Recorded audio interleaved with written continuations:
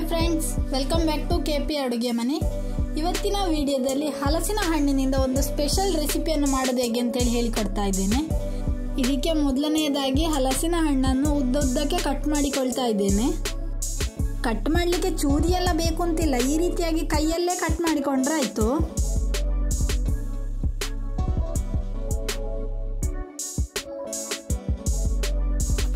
ಈಗ ಎಲ್ಲ ಹಲಸಿನ ಹಣ್ಣಿನ ಸೊಳೆಯನ್ನು ಉದ್ದಕ್ಕೆ ತುಂಡುಗಳನ್ನಾಗಿ ಮಾಡಿಕೊಂಡಾಯಿತು. ಇನ್ನು ಒಂದು ಬಣಾಲೆಗೆ ಸ್ವಲ್ಪ ಎಣ್ಣೆಯನ್ನು ಹಾಕಿ ಅದಕ್ಕೆ ಸಾಸಿವೆಯನ್ನು ಹಾಕಿಕೊಳ್ತೇನೆ.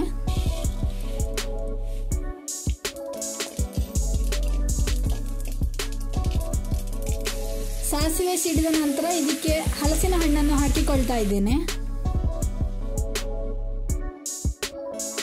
ಇನ್ನು ಈ ಹಲಸಿನ ಹಣ್ಣು ಬೇಯಲಿಕ್ಕೆ ಇದಕ್ಕೆ ಸ್ವಲ್ಪ ನೀರನ್ನು ಹಾಕಿಕೊಳ್ತೇನೆ. ಈಗ ಇದಕ್ಕೆ 1 ಚಮಚದಷ್ಟು ಮೆಣಸಿನ ಹುಡಿ, ಸ್ವಲ್ಪ ಅರಶಿನ ಹುಡಿ ಮತ್ತು ಸ್ವಲ್ಪ ಬೆಲ್ಲವನ್ನು ಹಾಕಿಕೊಳ್ತಾ ಇದ್ದೇನೆ. ಖಾರ ಜಾಸ್ತಿ ಬೇಕು ಅಂತಾದರೆ ಮೆಣಸಿನ ಹುಡಿ ಜಾಸ್ತಿ ಹಾಕಿಕೊಂಡ್ರಾಯ್ತು. ಇನ್ನು ಇದಕ್ಕೆ ರುಚಿಗೆ ತಕ್ಕಷ್ಟು ಉಪ್ಪನ್ನು ಕೂಡ ಹಾಕಿಕೊಳ್ತಾ ಇದ್ದೇನೆ.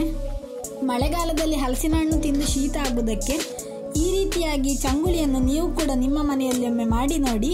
ಹೇಗಾಗಿದೆ ಅಂತೇಳಿ ಕಮೆಂಟ್ ಮೂಲಕ ತಿಳಿಸಿ. ಕೊನೆಯವರೆಗೆ ವಿಡಿಯೋ ನೋಡಿದ್ದಕ್ಕೆ ಧನ್ಯವಾದಗಳು.